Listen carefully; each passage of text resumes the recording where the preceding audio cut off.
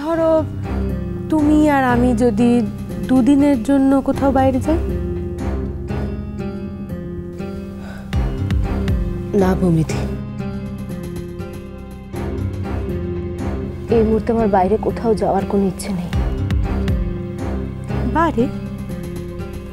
তোমার শ্বশুরবাড়ির লোকজন তোমাকে মিথ্যে কথা বলে তোমাকে ঠকাচ্ছে, তোমার স্বামীকে তোমার থেকে দূরে সরিয়ে নিচ্ছে, আর শুধু দূরে সরিয়ে নিচ্ছে তাই তো নয় আরশি, অন্য একটি মেয়েকে তোমার স্বামীর সঙ্গে জুড়ে দিচ্ছে। নার্সিংহোমে সেবা করছিল, ভালো কথা। এখন যখন তোমার স্বামী চেঞ্জে যাচ্ছে তখন সেই মেয়েটিকে নিয়ে যাওয়া হচ্ছে, এটাও কি তুমি সহ্য করবে? নিয়ে যাওয়া হচ্ছে মানে? কে যাচ্ছে? এই দেখো, এই হলো তোমার মহাদোষ। একটু কথাতেই তুমি রেগে যাও চট করে। শোনো, রেগে কোনো লাভ নেই। যখন কোনো কাজ মাথা ঠান্ডা রেখে করতে হবে তখন রেগে গিয়ে কি লাভ? তুমি ঠিক কি বললে একটু আগে? কাজল নীলের সঙ্গে চেঞ্জে যাচ্ছে? যাচ্ছে এমনটা বলছি না, কিন্তু কানাঘুষোয় তো তাই শোনা যাচ্ছে।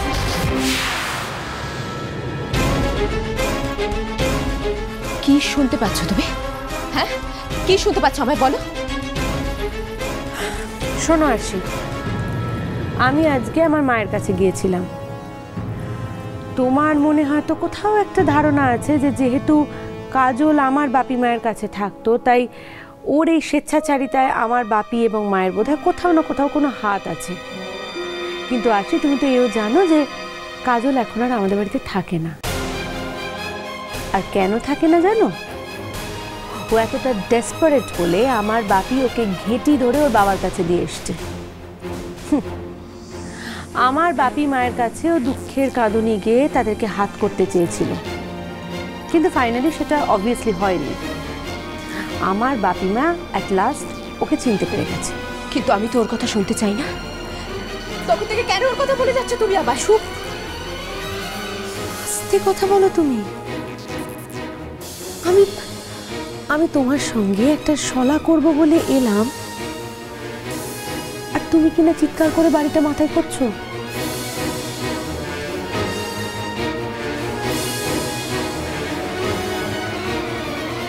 কাজল যদি এই বাড়ির লোকেদের ইন্ধনে নীলের সঙ্গে হাওয়া বদল করতে যায়, তুমি কিচ্ছু করবে না তো আরশি? চুপ করে বসে থাকবে হাতের ওপর হাত গুটিয়ে? এই কথাটার আগে উত্তর দাও আমাকে। খুন করে ফেলবো আমি ওকে, খুন করে ফেলবো, তারপর যা হবার হবে। ওটা কোনো কাজের কথা না, ওটা কোনোই কাজের কথা নয়। তুমি খুব ভালো করে জানো তুমি খুনটুন কিচ্ছু করতে পারবে না, বরং যেটা করতে পারবে সেটা করো। আগে গিয়ে ওদের হাতে নাতে ধরো, তারপর ওখানে গিয়ে একটা সিন ক্রিয়েট করো, তারপর থানা পুলিশ তোমার যা ইচ্ছা করো। কোথায় যাচ্ছে ওরা? হ্যাঁ, কবে যাচ্ছে? কবে যাচ্ছে সেটা তো জানতেই পারবো, যেহেতু এ বাড়ি থেকে আরো দুজন যাচ্ছে। কিন্তু কোথায় যাচ্ছে সেটা নিয়ে যত ঝামেলা। ওরা যে বললো সমুদ্রে যাবে। শোনো আরশি, যদি ওরা সত্যি সত্যি মনে করে যে নীল এবং কাজলকে একসঙ্গে নিয়ে ওরা বেড়াতে যাবে, তাহলে কোথায় যাচ্ছে সেটা ওরা সত্যি কথা নাও বলতে পারে। ওরা বলছে সমুদ্রে যাবে, কিন্তু আদপে সমুদ্রে হয়তো ওরা গেলই না। তাহলে সেই কথাটা জানার জন্য আমাদের টকে টকে থাকতে হবে, খুব সাবধানে। তবে হ্যাঁ আরশি, কোনোভাবেই বাইরে আমরা কিন্তু কোনো আগ্রহই দেখাবো না। আমাদের ভাবখানা এমন থাকবে যে আমাদের জন্য এই ব্যাপার নিয়ে কোনো মাথা ব্যথাই নেই। এই যদি নীলের মনে ছিল তাহলে কেন নীল বিয়েটা করতে গেল আমায়? এখন এসব কান্নাকাটি করার সময় নয় আরশি, এখন আমাদের রুখে দাঁড়ানোর সময়। আচ্ছা, তুমি তো আগে এত নরম সরম ছিলে না আরশি, তোমার কি হয়েছেটা কি? আরশি, তোমার মধ্যেকার সেই আগুনটা গেল কোথায়? তুমি দিনের পর দিন এভাবে নিয়ে গেলে তো তোমার চলবে না। আমি তো দেখতে পাচ্ছি ভূমিতে, এই বাড়িতে যে মানুষগুলো আমার পক্ষে ছিল তারাও একটু একটু করে দূরে চলে যাচ্ছে। তো কি কি হয়েছে তাতে? ওই গানটার কথা মনে নেই তোমার?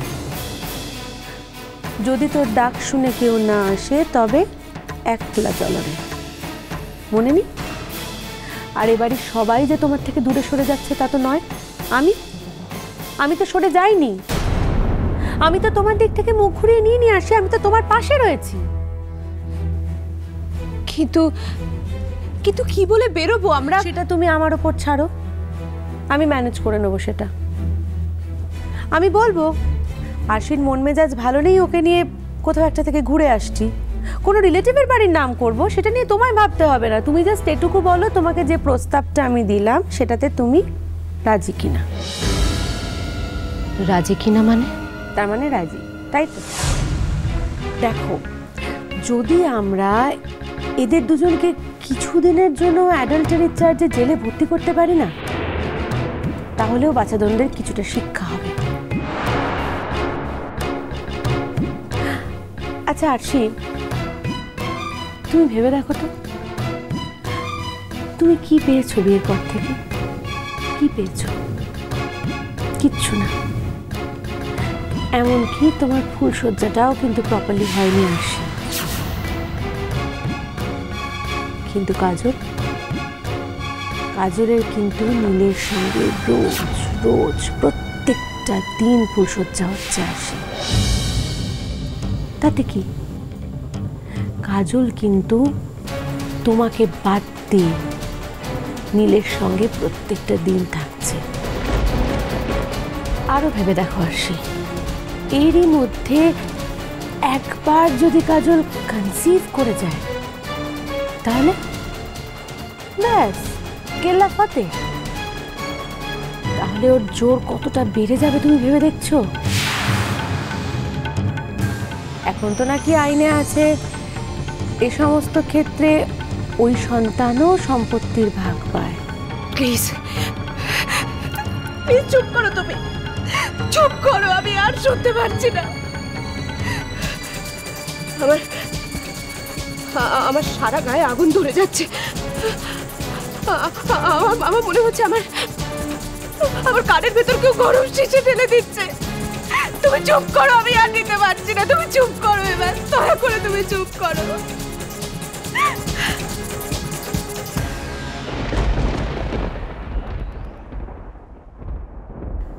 ব্যাস,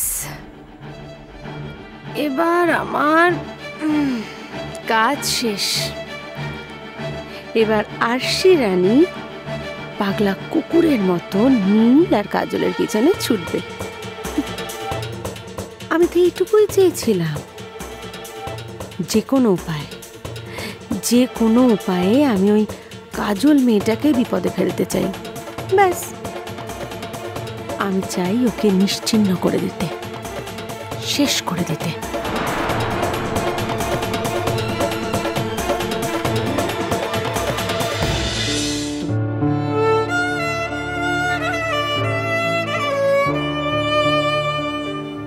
আসতে পারি?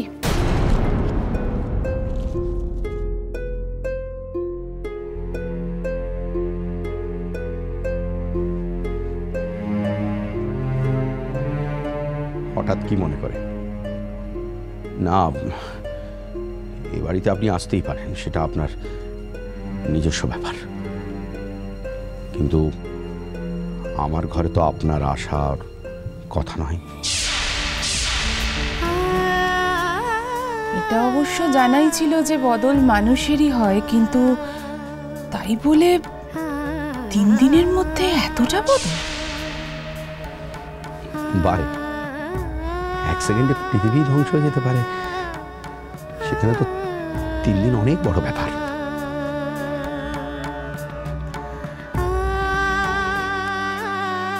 ঘরে আসতে বলবেন না তাহলে?